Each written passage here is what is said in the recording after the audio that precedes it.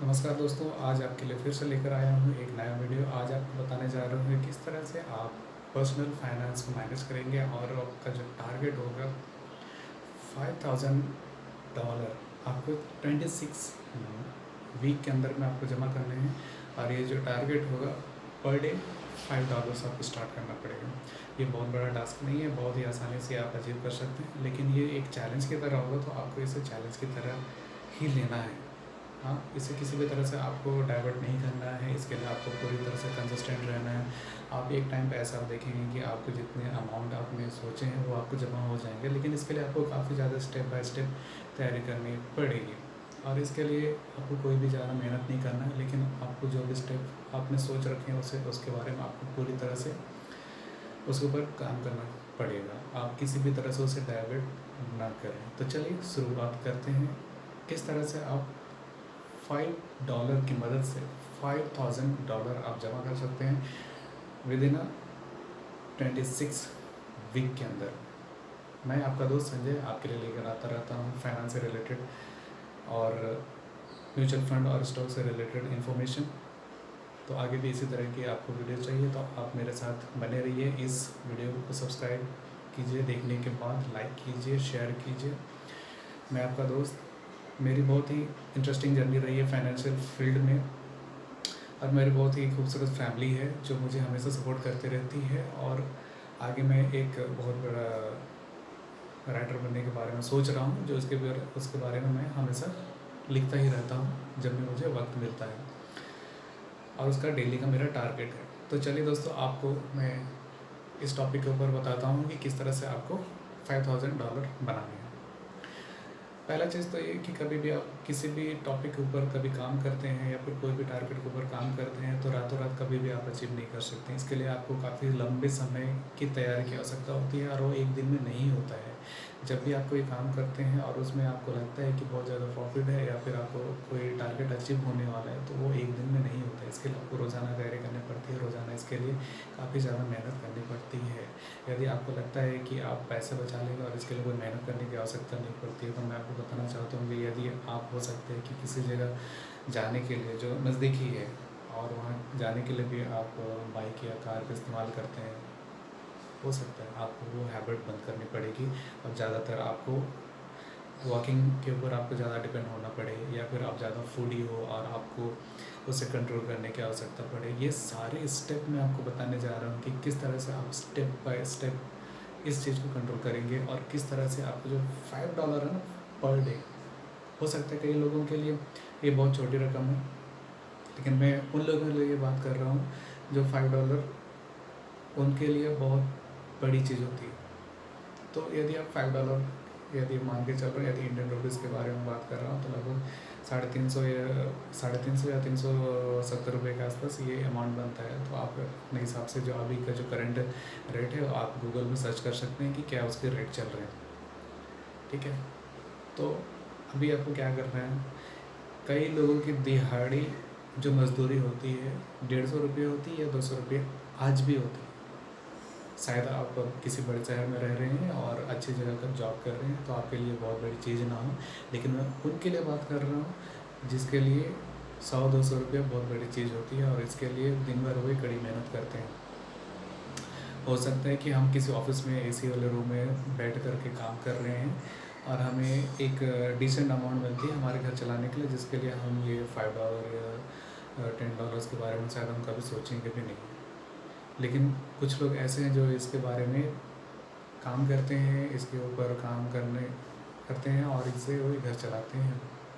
तो उनको किस तरह से करना है, पहला चीज़ तो ये, अपने जो खर्चे हैं वो कंट्रोल कीजिए। एक नंबर में है खर्चे कंट्रोल करना है। खर्चे कैसे कंट्रोल करेंगे आप, यदि आप बाहर खा रहे हैं तो बाहर खाना अवॉइड कीजिए। ज़्यादा हो सकता है कि आप घर में आप बनाएं। यदि आप ज़्यादा घर में खाना बना रहे हैं तो आपका ये है कि आपका हेल्थ भी अच्छा रहेगा, फिजिकल खर्चे भी नहीं होगी। मैं आपको फुल्ली ये नहीं कह रहा हूँ कि आप पूरी तरह से बाहर खाना छोड़ दीजिए, कभी चले जाइए बाहर जा के खा सकते हैं, लेकिन आप ज़्यादा कोशिश कीजिए कि आप बचाइए। वो कहते हैं ना चीट डे, चीट डे एक डिसाइड कीजिए कभी जाना है, लेकिन आपको ज़्यादातर यही फोकस करना है कि आपको ज़्यादा से ज़्यादा पैसे बचाने हैं। इसके लिए आपको ज़्यादा से ज़्यादा अवॉइड करना है बाहर का खाना। दूसरा, इंटरटेनमेंट, मूवी देखना, थीम पार्क जाना, ये चीज़ ज़रूरी होता है लेकिन हमेशा नहीं। तो आपको इन चीज़ों को भी अवॉइड करना है। और अवॉइड एक ही दिन में नहीं होता, आपको अपनी हैबिट में काफ़ी टाइम तक काम करते करते ये चीज़ लेके आना पड़ता है। तो आपको हैबिट में ये इंटरटेनमेंट को भी थोड़ी बजट जो है वो कट करनी पड़ेगी। तीसरा, आपके घर का जो बजट है उसे एनालाइज कीजिए, और आपको लगता है कि यदि इसमें कुछ कट करके इसमें से भी कुछ सेविंग की जा सकती है तो डेफिनेटली आप उसके ऊपर जा सकते हैं, आप उसके ऊपर काम कर सकते हैं। थोड़ी पैसे आप उसमें से भी बचाने की जो आवश्यकता होगी। उसके बाद चौथा, आपकी जो बजट है पहले उसको एनालाइज कीजिए। हाँ, एनालाइज करने के बाद जो आपका बजट है, जो आपको बेटर प्रॉफिट नहीं दे रहा, तो उसे सही जगह लगाइए जहाँ से आपको ज़्यादा प्रॉफिट की गुंजाइश हो।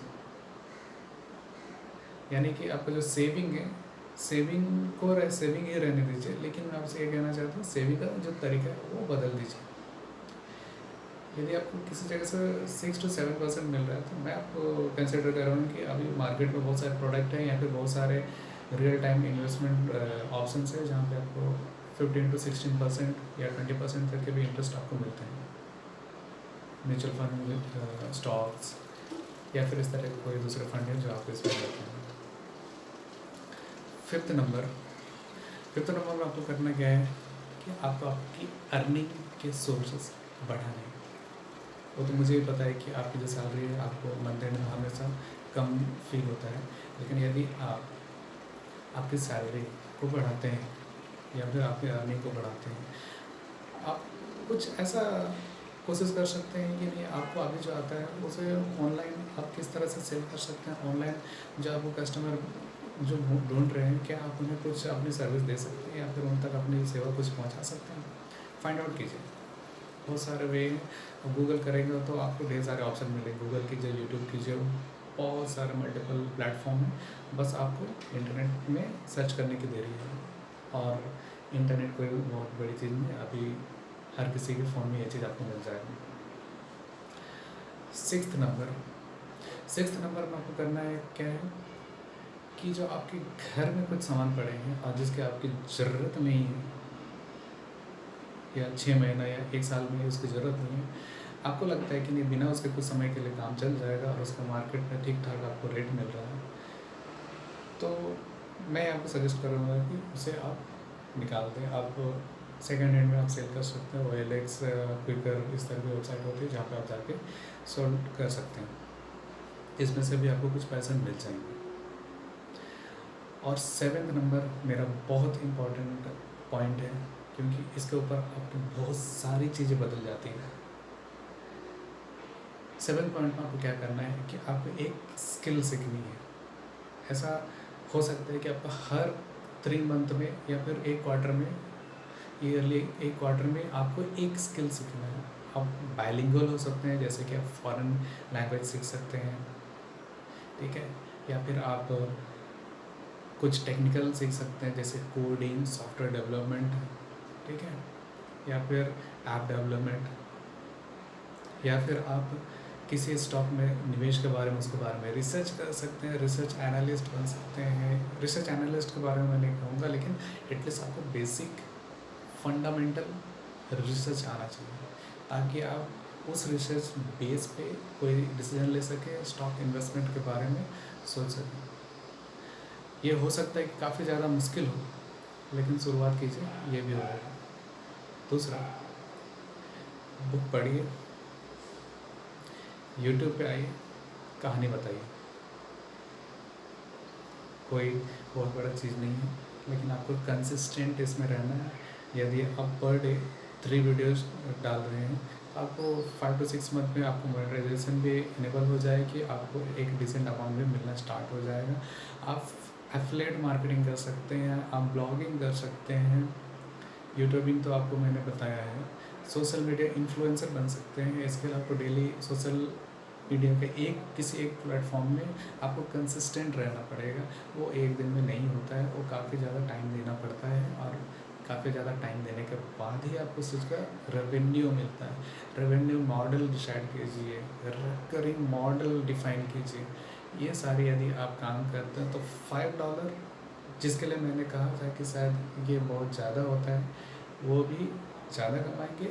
और जब 26 वीक के बाद जो मैंने कहा था कि $5,000 वे कमाएंगे, वो कोई बहुत बड़ी चीज़ नहीं है, आराम से वे कमा लेंगे, वे आराम से अचीव कर सकते हैं। जो आपको मैंने बताए हैं ये पूरे स्टेप आपको फॉलो करने पड़ेंगे। इसमें कहीं से भी आपको डिविएशन नहीं लाना है। जो मैंने बताई है इसके स्टेप को आपको फॉलो करना है। एंड ऑफ द डे आपको ये अचीव होंगे, एक दिन में नहीं होंगे, 10 दिन में नहीं होंगे। एंड ऑफ द 26 वीक आपको ये चीज़ होंगे और एक चैलेंज की तरह लेना है। यदि आप इस चीज़ को चैलेंज की तरह ले रहे हैं तो आपको ये चीज़ अचीव हो जाएंगी। स्टेप बाय स्टेप इसके तरीके को अपना करके देखिए। यदि आपको यह तरीका अच्छा लगा तो नीचे कमेंट करके बताइए कि कौन सा तरीका आपको अच्छा लगा और कौन सा तरीके के बारे में आप अभी तक नहीं सोच रहे थे और अभी आपने सोचना शुरू किया है।